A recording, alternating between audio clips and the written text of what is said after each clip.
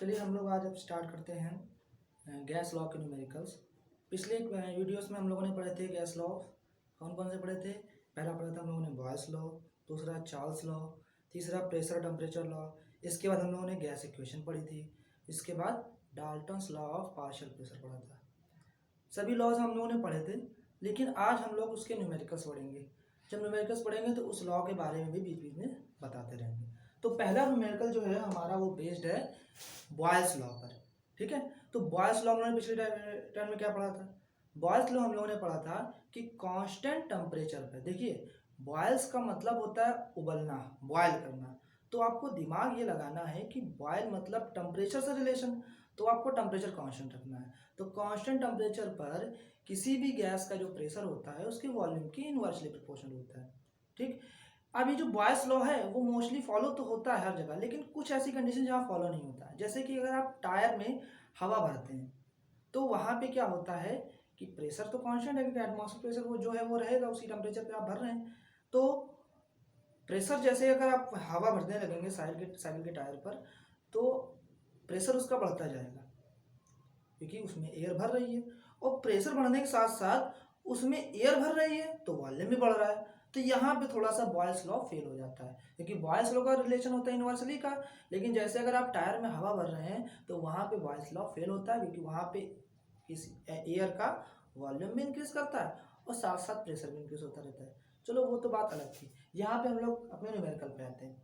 Numerical में कहा गया है कि कांस्टेंट टेम्परेचर पर, ठीक है, गैस का जो प्रेशर है वो 740 mm है, और उस गैस का वॉल्यूम उसी प्रेशर पर 76 सेंटीमीटर क्यूब है। इसको हम लोगों ने लिख दिया मिलीलीटर में, क्योंकि 1 सेंटीमीटर क्यूब होता है 1 ml। और अगर उसने पूछा है कि अगर हमने प्रेशर 760 कर दिया तो 760 अगर प्रेशर कर दें तो वॉल्यूम कितना हो जाएगा? तो टेम्परेचर कांस्टेंट है, इसका मतलब बॉयल्स लॉ लगना है। तो P1 V1 equal to P2 V2, P1 V1 और P2 की वैल्यू हमने यहाँ पुट कर दी, V2 हमने कैलकुलेट करके निकाल लिया। अब जो हमारा सेकंड न्यूमेरिकल है वो बेस्ड है चार्ल्स लॉ पे। अब चार्ल्स लॉ क्या था? तो चार्ल्स लॉ का जो स्टेटमेंट था वो ये बताया गया था कि कांस्टेंट प्रेशर पर किसी भी गैस का जो वॉल्यूम होता है टेम्परेचर के डायरेक्टली प्रोपोर्शनल होता है। ठीक है, मतलब V is directly proportional to T at constant pressure. अब यहाँ न्यूमेरिकल में क्या क्या गिवन है देखो, हमने पता कैसे लगाया कि यहाँ पे चार्ल्स लॉ लगेगा। कैसे? देखो, निश्चित दाब लिखा है मतलब कांस्टेंट प्रेशर, तो प्रेशर कांस्टेंट होते ही हमारा क्या लगेगा? हमारा चार्ल्स लॉ लगेगा। ठीक, 57 डिग्री सेल्सियस टेम्परेचर है, तो T1 हमारा हो गया 57। हमने 273 क्यों ऐड किया है? केल्विन में चेंज करने के लिए। आपको ध्यान ये रखना है कि टेम्परेचर हमेशा इसमें केल्विन में रहेगा। सिमिलरली V1 हमारा सेंटीमीटर क्यूब था, इसको ml में लिख दिया। T2 हमारा 37 प्लस 273, और V2 फाइंड करना हमको। चार्ल्स लॉ से हमारा स्टेटमेंट बनता है V directly proportional to T। हम लोगों ने फॉर्मूला उसमें लिखा भी था V1 upon T1 equal to V2 upon T2। T1 V1 और T2 के बारे में हमने कैलकुलेट रख दिया यहाँ पे, और V2 हमने फाइंड कर लिया। तो V2 हमारा किसमें मिलेगा? ml में मिलेगा। अब उस ml को हम सेंटीमीटर क्यूब में भी लिख सकते हैं। ओके,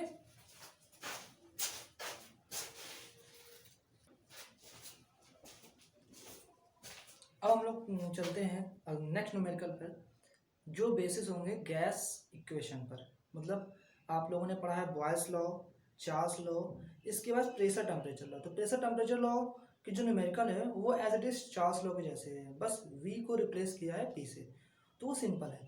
अब हम लोग न्यूमेरिकल यहाँ पे सॉल्व करेंगे गैस इक्वेशन से। गैस इक्वेशन क्या होती है? पहली बात हमने बताया था पिछले वाले वीडियो में कि गैस इक्वेशन जो होती है वो केवल आइडियल गैस के लिए ही फॉलो होती है। मतलब हम लोग जो जितनी कैलकुलेशन करेंगे वो सारी आइडियल गैस के लिए होती है। ठीक, अभी रियल गैस की इक्वेशन आगे आएगी, डिराइव होगी, तब वहाँ पे आपको बताया जाएगा। तो आइडियल गैस की इक्वेशन क्या होती है? PV equal to nRT। तो यहाँ पे पहला न्यूमेरिकल जो दिख रखा है यहाँ पे वो ये है कि 1 ग्राम हाइड्रोजन का NTP पर वॉल्यूम कितना है हमें पता करना है। ठीक है, तो मास कितना दे रखा है, मतलब गैस हाइड्रोजन जो है उसका मास 1 ग्राम है, और इसका जो मॉलिक्यूलर मास मतलब अणु भार है 2। हाइड्रोजन है H2।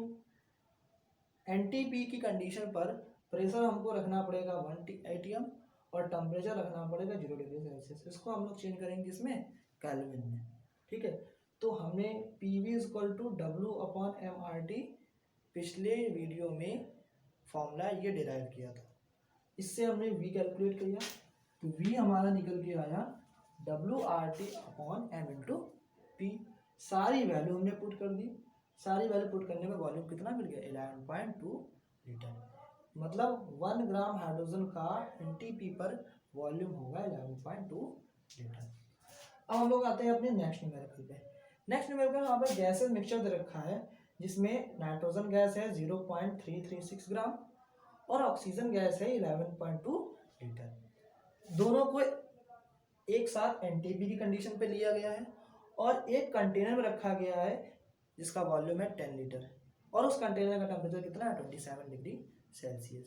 ठीक है, अब हमें बताना है कि हर एक गैस का पार्शियल प्रेशर कितना होगा और टोटल प्रेशर कंटेनर का कितना होगा।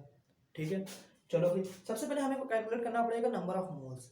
ठीक है, क्योंकि हमारा जो फॉर्मूला होता है गैस इक्वेशन का वो होता है PV इक्वल टू NRT। तो हमें n जब तक कैलकुलेट नहीं करेंगे तब तक हम लोग आगे नहीं बढ़ सकते। तो number of moles of N2 nitrogen gas का निकालेंगे नंबर ऑफ मोल्स। तो मास इसका है 0.336 और मॉलिक्यूलर मास होता है 14। डिवाइड करेंगे तो ये मिल जाएगा। अच्छा, number of moles of O2 कैसे निकलेगा? वॉल्यूम दे रखे 11.2, कंडीशन दे रखी है NTP। NTP कंडीशन होने का मतलब यहाँ पे ये है कि किसी भी गैस का NTP पे वॉल्यूम 22.4 लीटर होता है 1 मोल गैस का। मतलब 1 मोल गैस का NTP पर वॉल्यूम होता है 22.4 लीटर। तो उसी 22.4 लीटर से अगर डिवाइड कर देंगे तो जितने नंबर ऑफ मोल्स होंगे वो पता चल जाएंगे। वो हमने कैलकुलेट कर लिया। इसके बाद गिवन क्या है, कंटेनर का टेम्परेचर 27 है, इसको केल्विन में चेंज कर लिया 273 ऐड करके और कंटेनर का वॉल्यूम है 10 लीटर। हम निकालने जा रहे हैं partial pressure of nitrogen gas. तो NRT/V हमने रखा, सारी वैल्यू रखी, हमें मिल गया partial pressure of nitrogen gas. ऐसे ही हमने निकाला पार्शियल प्रेशर ऑफ ऑक्सीजन तो वो हमें मिल गया। अब क्वेश्चन में साथ में पूछा गया कि टोटल प्रेशर कितना होगा। तो टोटल प्रेशर निकालने के लिए इन दोनों के प्रेशर को ऐड करना पड़ेगा। आप लोगों ने पढ़ा है डाल्टन्स लॉ। तो डाल्टन लॉ में बताया गया था कि किसी भी कंटेनर का टोटल प्रेशर जो होता है वो इंडिविजुअल गैसेस के पार्शियल प्रेशर के सम के बराबर होता है। इसलिए दोनों को अगर हम ऐड कर देंगे तो टोटल प्रेशर हमको कंटेनर का मिल जाएगा। ओके,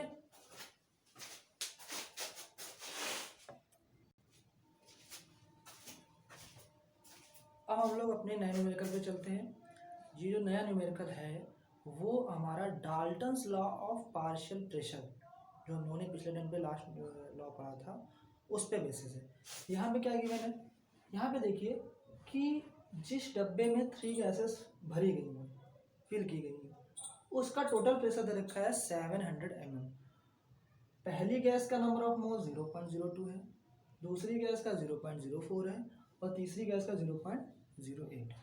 और हमें हर एक गैस के पार्शियल प्रेशर कैलकुलेट करने हैं। तो देखो number of moles of first gas, second gas, third gas निकला, टोटल प्रेशर ये लिखा है। अब पहले निकाल लें टोटल नंबर ऑफ मोल्स।